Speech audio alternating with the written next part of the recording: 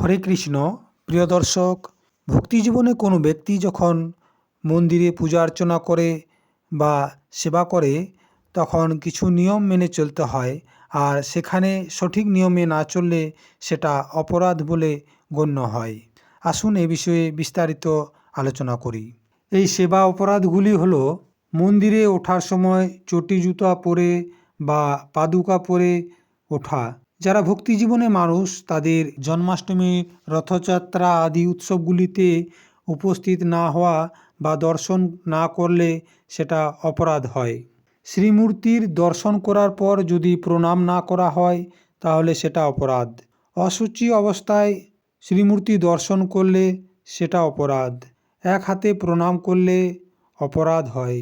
পরিক্রমা করার সময় ভগবানের সামনে এসে কিছুক্ষণ থেমে পরিক্রমা না করলে অথবা সামনে পরিক্রমা করে চলে গেলে সেটা অপরাধ। ভগবানের শ্রী বিগ্রহের সামনে পা ফেলে বসা সেটা অপরাধ।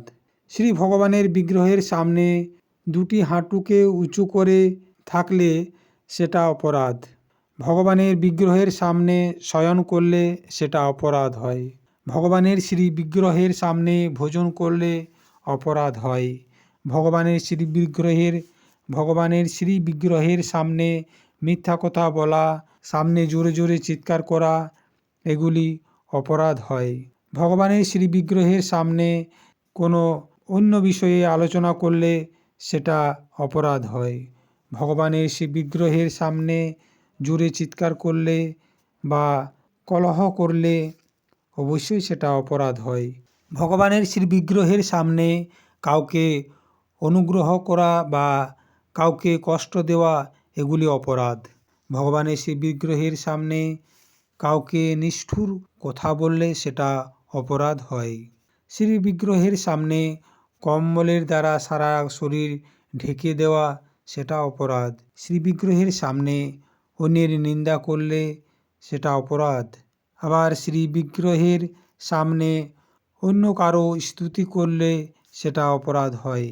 কোনো অশ্লীল শব্দ বলা, অধবায়ু ত্যাগ করা, অসুস্থ অবস্থায় ভগবানের সেবা করা, শ্রী ভগবানকে নিবেদিত না করে কোনো বস্তুর সেবন করা সেটা অপরাধ। যে ঋতুতে যে ফল হয় সেই ফলকে ভগবানের সামনে সর্বপ্রথম উৎসর্গ করে সেটা ভোজন না করলে অপরাধ হয়।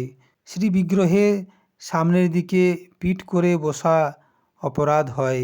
ভগবানের শ্রী বিগ্রহের সামনে অন্য কাউকে প্রণাম করলে সেটা অপরাধ হয়।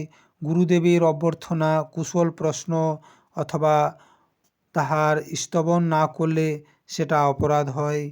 আবার নিজের মুখে নিজেরই প্রশংসা করা বা অন্য কোনো দেবতার নিন্দা করা এগুলি সব অপরাধ।